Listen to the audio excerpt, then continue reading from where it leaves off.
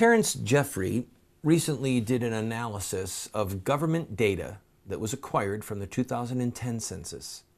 And in it he found that 86 million private sector workers, 86 million Americans who work in the private sector, sustain, in full or in part, 148 million Americans. Let me say that again.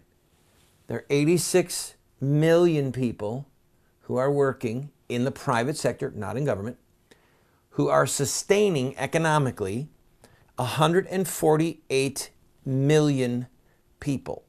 Now, when he took out about 3 million current and former military, I think the number went down to 145.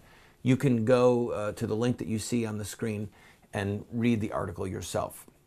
Before I analyze these numbers, I want to read to you two things. One is from the book of Genesis, and the other is from Lincoln's second inaugural address. See if you can make the connection as we go. To Adam, God said, "Because you have listened to your wife and ate the fruit from the tree about which I commanded you, you must not eat from it. Cursed is the ground because of you. Through painful toil you will eat food from it all the days of your life. It will produce thorns and thistles for you, and you will eat the plants of the field. By the sweat of your brow you will eat your food." Here's what Abraham Lincoln said in his second inaugural address. And remember, the context of Lincoln's remarks were that the war was approaching its end, and he was, I'll read it. Both, the North and the South, read the same Bible and pray to the same God, and each invokes his aid against the other. It may seem strange that any men should dare to ask a just God's assistance in wringing their bread from the sweat of other men's faces. But let us judge not that we be not judged. The prayers of both could not be answered. Lincoln is obviously making reference back to the curse.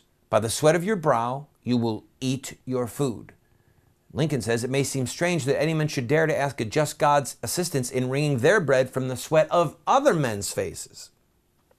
That's the essence of slavery. When you work for the benefit of another against your will, it's not charity, it's not family, that is slavery. The piece that Terence Jeffrey wrote focused on the fact that the current numbers are unsustainable. That if we keep on decreasing the number of people in the private sector who are working full time and creating this cash flow to the other 140 something million Americans, that at some point it's going to break. All right? Numerically, he's right. There's no question. These numbers are unsustainable.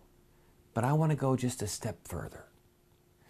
The issue is what is right. Do we have the right to beg God for welfare, state welfare? Let's just come right down to it. Lord, please help. In other words, the North was praying that they would win against the South was praying they would win, and part of the Southern structure of prayer was that they wanted to keep slavery, And Lincoln said the prayers of both could not be answered. And it seems bizarre, Lincoln said, that someone would dare to ask a just God for his assistance while they were eating their bread, wringing it from the sweat of another man's brow. Yes, the numbers are unsustainable, but it's more than that. Even if they were sustainable, it's unethical. It's wrong because it's a type of slavery. Let's return to freedom, where we each have to eat our bread from the sweat of our brow. And then when we want to help our neighbor, we can, because we love our neighbor as ourself, not because the government has a gun to our head. This is the voice of resistance.